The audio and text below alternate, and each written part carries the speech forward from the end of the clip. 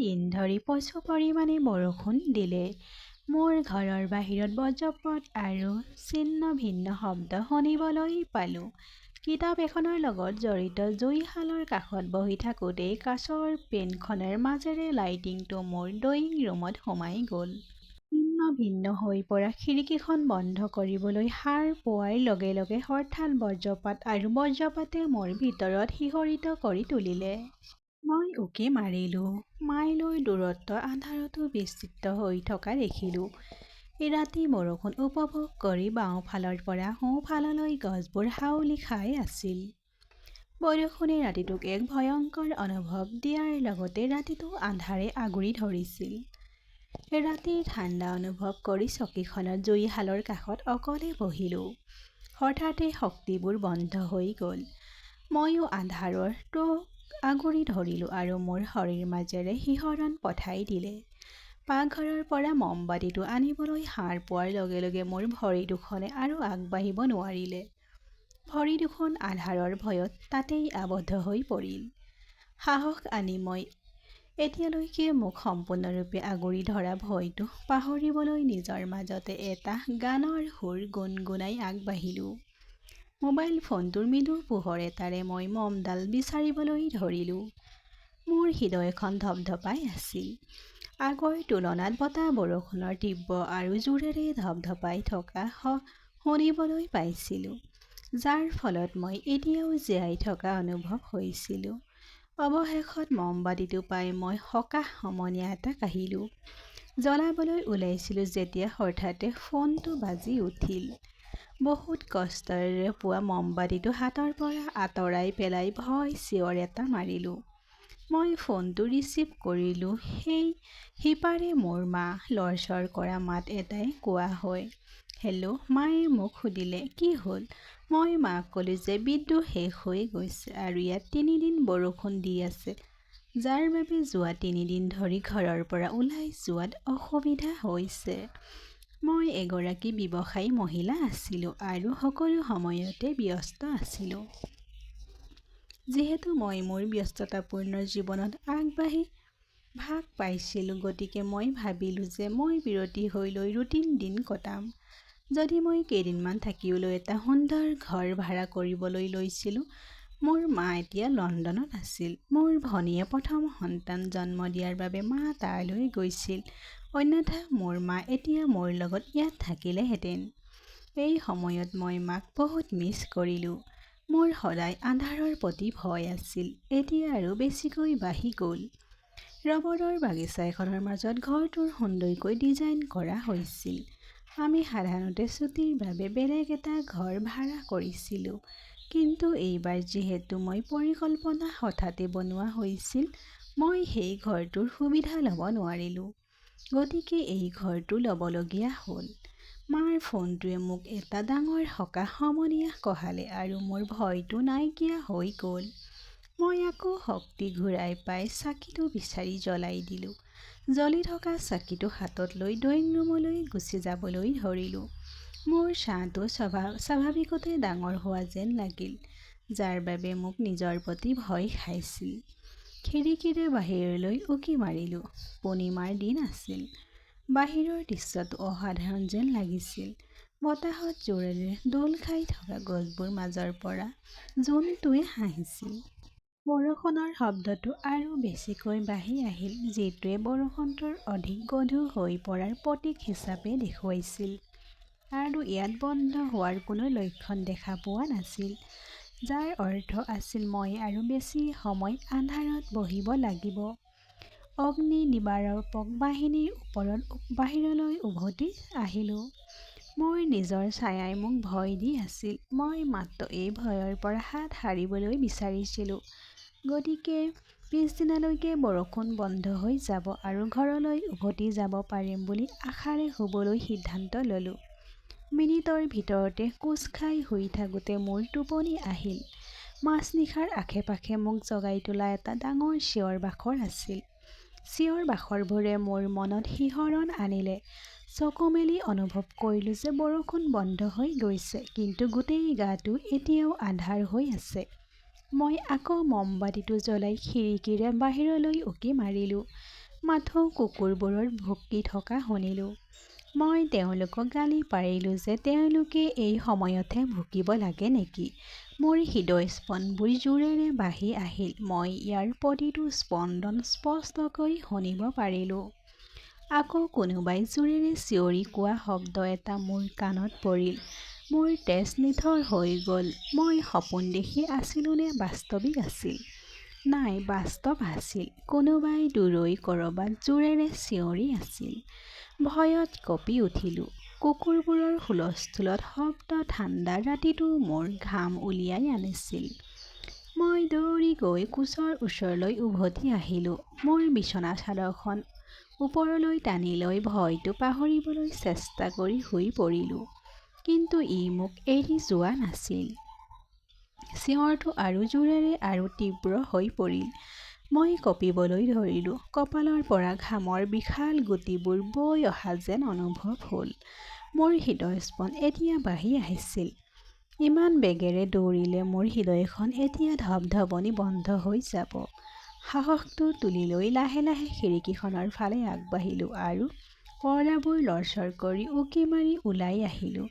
মোৰ হৃদয়খনে এটা স্পন্দন হেৰুৱাই পেলালে আৰু মই আগতে শুনাতকৈও বেছি জোৰেৰে চিঞৰ মাৰিলোঁ।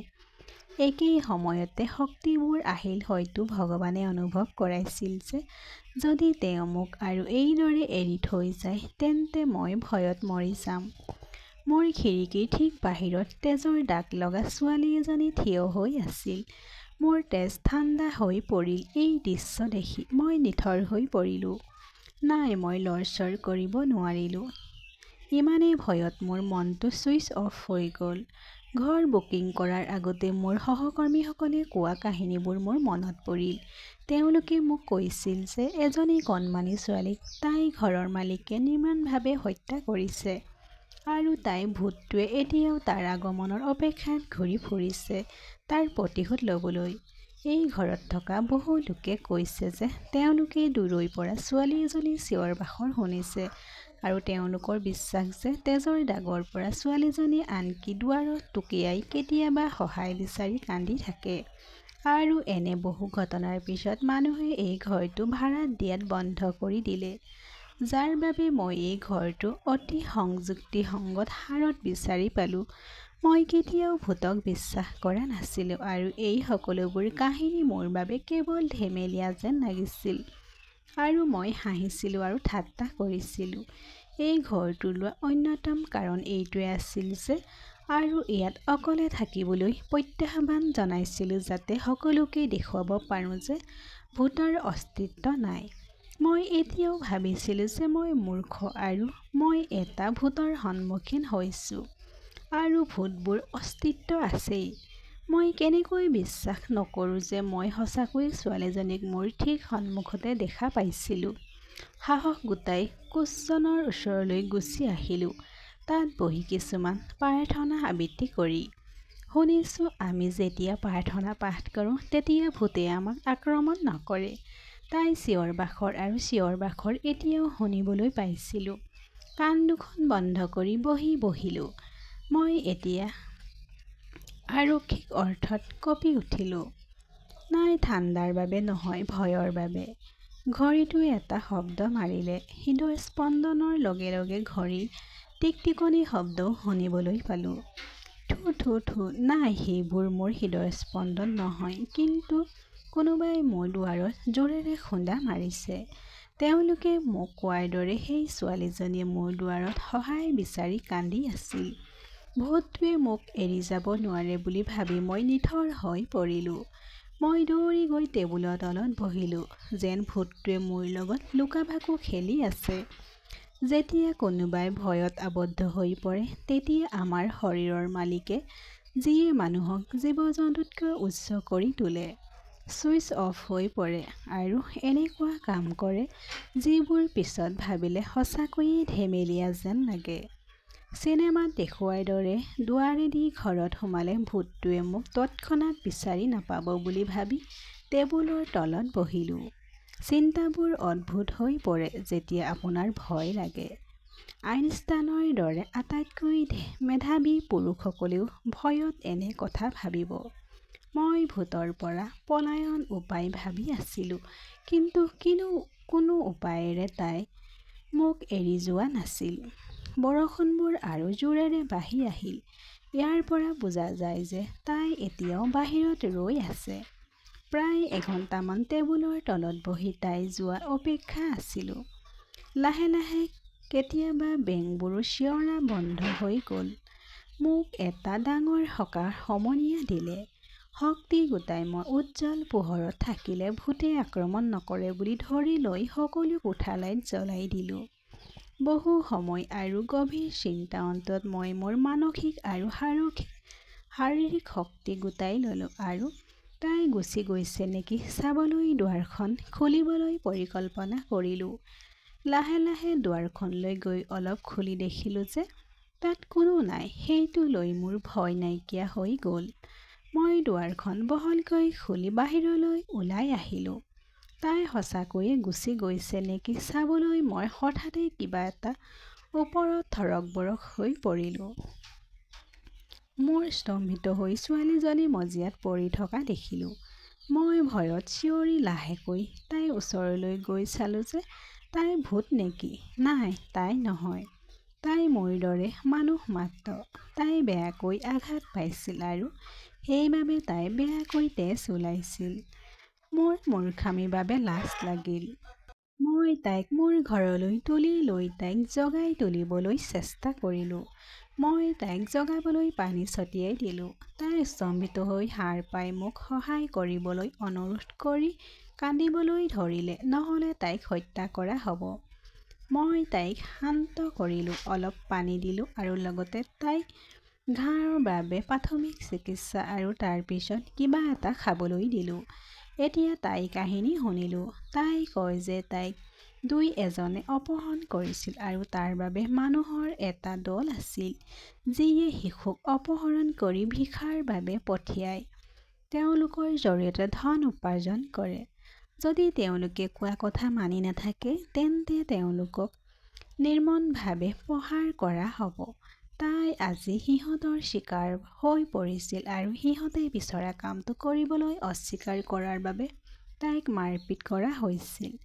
গতিকে এইটোৱে মোক বুজিবলৈ বাধ্য কৰালে যে এই ঘৰটোত মানুহে যিটো চিঞৰ-বাখৰ শুনিছিল, সেয়া তাৰ পৰাই আহিছিল আৰু তাত থকা সকলো মানুহ ভবাৰ দৰে ভূত নহয়। সহায়ৰ কান্দোন শুনি ভূত হ'ব পাৰে বুলি ভয় কৰি দুৱাৰ খুলিবলৈ অমান্তি হ'ল। যদি তেওঁলোকে কৰিলেহেঁতেন, তেন্তে তাইৰ দৰে বহু নিৰীহ ল'ৰা-ছোৱালীক বচাব পাৰিলেহেঁতেন। তাইক বৰ ভয় খোৱা আৰু নিৰ্দোষী যেন লাগিছিল। মই তাইক ক'লোঁ যে তুমি ভয় নকৰিবা আৰু মই তাইক তেওঁলোকৰ কবলৰ পৰা বচাম আৰু লগতে তাত থকা আন ল'ৰা-ছোৱালীবোৰকো বচাম। লগে লগে পুলিচক ফোন কৰি ৰাতিপুৱা ৫ বজাত মোৰ ভাড়া ঘৰ পালেহি। ছোৱালীজনীয়ে তেওঁলোকক সমগ্ৰ কাহিনীটো আবৃত্তি কৰিলে আৰু আৰক্ষীয়ে ৬জনীয়া দলটোক গ্ৰেপ্তাৰ কৰাৰ লগতে সৰু সৰু নিৰীহ ল'ৰা-ছোৱালীকেইটাকো তেওঁলোকৰ কবলৰ পৰা উদ্ধাৰ কৰে। আৰক্ষীয়ে মোৰ সাহসিকতাৰ বাবে অভিনন্দন জনায়। চৰকাৰৰ পৰা মোৰ সাহসী কাম কৰাৰ বাবে মোক পুৰস্কৃত কৰিব বুলিও কয়। মোৰ সাহসৰ কাহিনী কেৱল তুমি আৰু মইহে জানো। গতিকে আহকচোন আমাৰ ভিতৰত চিৰদিনৰ বাবে গোপন কৰি ৰাখোঁ। কাহিনীটো শুনি ভাল লাগিলে বন্ধু-বান্ধৱীসকল লাইক, কমেণ্ট, শ্বেয়াৰ আৰু ছাবস্ক্ৰাইব কৰি দিব।